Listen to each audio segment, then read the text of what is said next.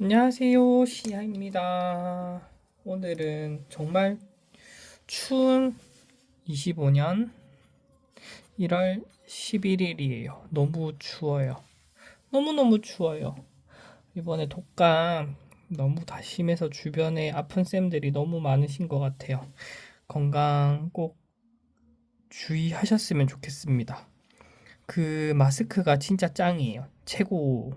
그, 그 코로나 때 독감 환자가 없었대요. 전부 다 마스크 쓰고 있어서. 그래서 저는 이제 그 컨디션 관리할 때 집에서 마스크도 끼고 있고, 마스크 끼고 잘 때도 있습니다. 가습기는 꼭 청소해서 잘 청소하셔가지고 꼭 가습기도 틀고 주무시면 좋을 것 같아요. 건강은 아무도 안 챙겨줘요. 부모님도 의지하지 마시고 꼭 본인이 잘 챙기시는 게 맞다라고 말하는 게 맞는 것 같습니다. 자, 오늘은 제가 같이 이야기를 해보고 싶은 게 일단은 뇌라는 건데 우리 뇌는 일단 경험을 했던 것을 압축하여 저장한다라고 경험을 압축해서 저장을 한다. 라는 제가 표현을 썼는데 요거는 심리학에서 인지도식, 인지심리학에서 나온 개념이에요. 이게 카르마라고 하는데 뭐 한마디로 쉽게 얘기하면은 우리 익숙함 그다음에 오 갑자기 생각이 안 나네. 편식이 아니라 뭐라 해야 되지? 편견.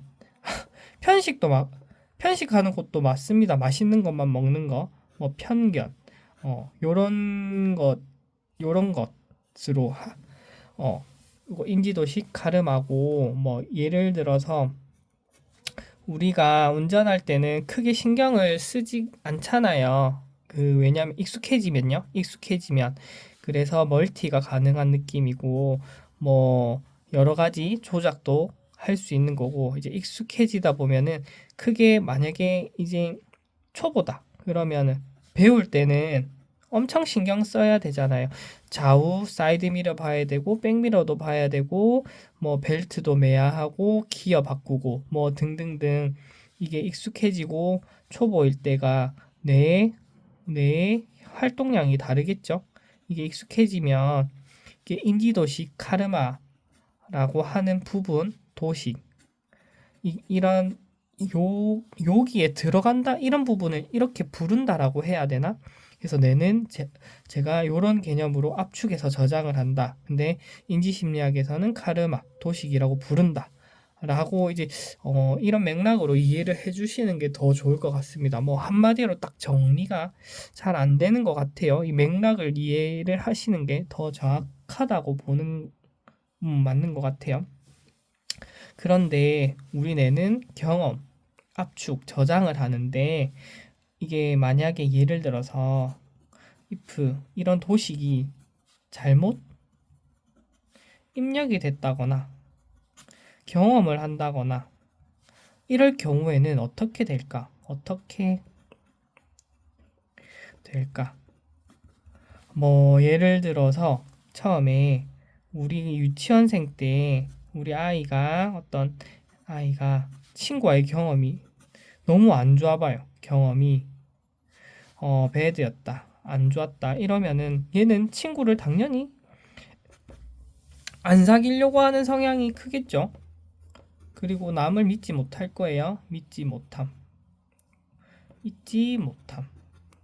뭐 이런 식의 성향이 쌓여버린다 이거죠. 그런데 이 아이가 나중에 커서 우리 뭐 30대 일단 뭐 60, 70대는 너무 일이니까 적어도 뭐 20대 라고 한다면 이 아이의 성향은 독고다이가 될 확률이 높다라고 보는 게 좀 더 타당할 거예요. 그러니까 그쵸. 확률이 높은 거고 우리는 타당하다고 보는 게 맞겠죠. 반대로 친구와의 경험이 이게 배드가 아닌 뭐 좋았다 하면은 당연히 좀 더 타협적이고 이타적이고 이런 개인주의 성향이 아닐 거예요. 요 분은 개인주의 성향이 될 거고 그렇기에 최초의 도식을 쌓는다 해야 되나? 처음의 경험. 그래서 결론이 뭐냐면 인간의 첫 경험은 좀 매우 중요하긴 한데 중요하다. 이 정도는 결론을 일반화시킬 수 있을 것 같아요. 그래서 이게 만약에 너무 쌓이고 도식의 의존성을 보이면 자기 객관화가 와 멀어짐, 그다음에 익숙해짐. 당연히 이러면 편협하게 되겠죠. 편협하게 됨. 그래서 뭐 고지식, 꼰대 이런 식으로 가기 때문에 이게 만약에 오행적으로 본다면 금수가 강한 음기가 강한 분들이 이렇게 의존성을 가지고 음기가 강하시면 사실 변화가 좀 어렵잖아요. 그러면 좀 더 가능성이 높을 거예요. 그 반대로 처음에 양기면은 이런 부분은 좀 덜 하겠죠. 양기면은 변화를 그래도 음기에 비해서 상대적으로 변화를 하려고 하고 펼치려고 하는 시작하는 기운이 있다 보니까 좀 양기는 좀 덜 하실 거예요. 그래서 이런 거는 참고하실 때 대운을 같이 보시고 명식을 보시고 음기가 어떨 때 그러니까 어릴 때 강했는지 약했는지 요런 어릴 때 경험이 매우 중요하다라는 말씀을 드리는 게 맞을 것 같습니다. 그래서 이 어릴 때 한 번 더 이제 다른 결론을 낸다면 어릴 때의 인성, 그다음에 엄마, 정의는 엄마니까 엄마, 가족의 형태, 그다음에 경험들이 매우 중요하다라고 했고, 요게 그다음에 이 뇌과학에서도 제가 말로만 설명을 드려서 죄송한데 이게 자료를 찾아보시면 3살 벌은 여든 간다라는 우리 속담이 있잖아요. 근데 3살 때의 다시 3살까지의 뇌는 우리 뇌 세포가 갑자기 생각이 안 나네. 그 용어가 있는데 뇌는 이렇게 뇌가 있어요. 우리 머리에. 근데 3살까지는 이게 거의 무조건 수용을 해요. 무조건 수용을 합니다. 편견 없이. 요게 연구가 증명이 됐어요. 그래서 3살까지 아이를 부모가 키우는 게 중요하고 뭐 사실 지금 맞벌이를 하다 보니까 적어도 돌까지 키우고 하는 것보다는 이게 제 생각에는 현실과 좀 타협을 하자면 2살까지 키우는 거는 좋아 보이고 어쨌든 연구의 토대로 하면 3살까지는 부모가 좋은 것만 주고 좋은 것만 보고 하는 게 좋고 단 거기 우리 금쪽이가 안 되려면 한계를 알려주셔야 되고 책임이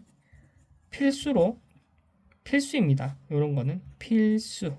같이 3살까지 잘 키워야 한다. 이 3살까지의 경험을 가지고 우리는 평생을 살아간다.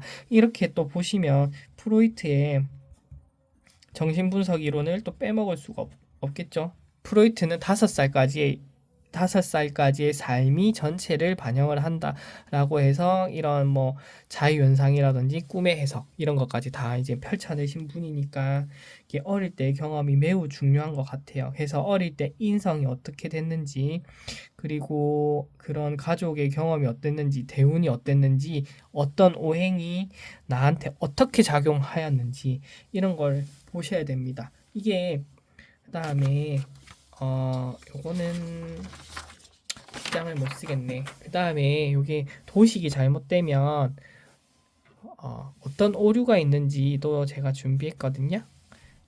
다른 책을 그대로 베껴왔어요, 사실.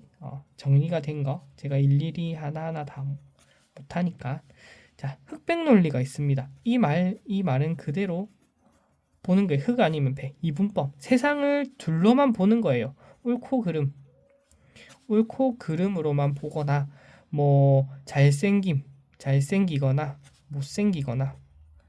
못생김. 물론 빠른 판단을 하기 좋은 거죠. 요거는 식신제살이신 분들이 더 강하시겠죠. 왜냐하면 과정이 생략된 경우가 많으니까. 그래서 흑백 논리에 오류가 있는지, 식신제살, 식신과 편간이 부딪히는 분들 꼭 이런 흑백 논리가 있는지 잘 보셔야 돼요.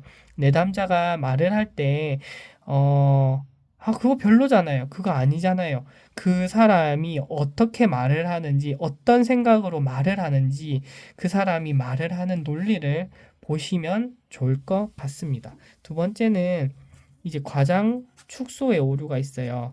이제 너무 나는 사실 그거 외모가 괜찮은 어떤 뭐 기억이라는 분이 있는데, 이분은 객관적으로 봐도 많은 사람들이 예쁘고 잘생겼대요. 근데 이분 스스로는 굉장히 축소하여 자신감이 없는 상태. 자신감이 뚝 떨어진 상태. 너무 과장돼서 너무 축소하는 상태. 반대는 너무 과장해서 너무 나댐이 되겠죠. 이것도 뭐 한 끗 차이지만 이런 과장 축소에 또 오류가 있습니다. 요거는 뭐 쉬울 것 같고, 그다음에 독심술이 있고, 그다음에 과잉 일반화가 있습니다. 과잉 일반화가 있는데 요 두 개는 우리 삶에서도 중요하지만 특히 요 상담사분들한테는 매우 중요하다고 생각을 해요. 우리 독심술은 말 그대로 이게 아는 거잖아요. 상대방 마음을 아는데, 이게 까딱 잘못하면 감을 써서 판단을 해버리다든지, 너 말 안 해도 알아. 말 안 해도 알아. 내가 다 알아. 이것을 좋게 쓰고 선한 영향력으로 써야 하지만, 이 얼마 전에 나는 솔로에서 되게 깜짝 놀랐던 건데, 선한 영향력이란 단어가 왜곡돼서 쓰이는 건 아닌지 되게 깜짝 놀란 포인트가 갑자기 생각이 나네요. 좋게 써야 되는데 나의 감을 믿는다든지 뭐 선한 영향력도 또 이제 다르게 그거를 이용해서 상대방을 조종을 하려고 쓴다든지, 그쵸, 내가 원하는 방향으로 상대방을 유도를 하는 거죠. 뭐 이런 식으로 이게 매우 위험합니다. 사실 이게 상담을 하게 되면 내담자분들은 처음에는 되게 불안한 상태고, 시간이 20분, 30분 지나고 뭐 횟수가 2회, 3회기가 지나면서 점점 더 내담자가 상담자를 믿음이 되는데, 그럴 때 이게 더 파악을 하고 아까 그 도식화, 그다음에 카르마, 그런 습관들, 편견들 내가 판단하고 빨리 내가 해결을 한다든지, 그런 상담자의 마음이 바뀌고 변질이 될 수 있어요. 그런 마음을 본인 스스로 잘 이게 컨트롤을 해서 내담자를 대응을 해야 하는데, 안 되면 이렇게 독심술, 뭐 마법사의 오류, 이렇게 책마다 다르게 표현을 하는데 다 같은 맥락이에요. 그래서 이게 독심술을 할 때 같이 세트로 하는 게 과잉 일반화가 되겠죠. 말 그대로 과하게 일반화 시키는 거예요. 그냥 빠른 판단을 하는 거예요. 빠른 판단. 성급함. 요 부분은 뭐랑 반대가 되냐면, 경청과 이해와 저는 반대의 개념이라고 생각을 해요. 그 어릴 때 아까 앞에서 말했잖아요. 이게 어릴 때 어떤 오행이 어떻게 영향을 줬는지, 그 삶의 사주팔자에 영향을 줬는지 다 이게 파악을 하고, 그 후에 어떤 블라블라 이야기를 해야지 그 사람을 알고 파악을 하고 분석적으로 논리적으로 이야기를 할 수 있는데, 요런 앞에 분석이 없는 키핑을 한 다음에, 키핑을 하는 것 자체가 일반화하는 거잖아요. 그렇기 때문에 경청과 이해랑은 거리가 멀다라고 이야기를 할 수 있고, 이렇게 돼버리면 독심술, 내 마음 내가 알아서 판단을 해버리겠죠. 많이 생략이 돼요. 이거는 이렇게 돼버리면, 이런 키핑 넘어가는 과정을 하게 되면 이거는 상담이라고 할 수가 없습니다. 근데 이 여기에 빠져버리면 상담자든 내담자들은 이게 그때 그 상담하는 횟수, 그 상담하는 그 타임에는 몰라요. 내담자가 원하는 관계일 수도 있습니다. 물론 이렇게 과잉 일반화 독심술을 쓰지 않고 이르게 판단을 하고 좀 정리를 해주실 수 있는 정리하고 조금 혼내는 듯한 내담자도 분명히 내담자도 있다. 하지만 이것을 일반화시켜서 다 그렇게 하면 안 맞습니다. 일반적으로 상담을 하면 경청과 이해는 필수예요. 정말 필수예요. 내가 사주 분석을 아무리 잘한다고 해서 그분은 조심을 해라. 그분은 이 운 때 이렇게 하지 마라 라고 이야기를 해드리는 것도 때로는 필요는 하지만 대부분의 사람들은 아니 사실 100%는 그런 사람들조차도 깊게 내가 이해를 하고 그 사람 마음을 들여다보고 경청과 이해를 한다면 사실은 그 내담자 스스로는 대부분 다시 100% 스스로 답을 알고 있습니다. 알고 있다. 이게 답이에요. 그래서 상담자는 그 도와주는 사람, 조력자의 저는 더 맞다고 생각을 해요. 요거는 칼로저스 교수의 인간중심 상담에서 자세히 나와 있는데 이게 사실은 다인 것 같아요. 이게 상담 기법이 뭐가 중요해요? 사주 분석이 뭐가 중요하겠습니까? 심리 상담도 마찬가지예요.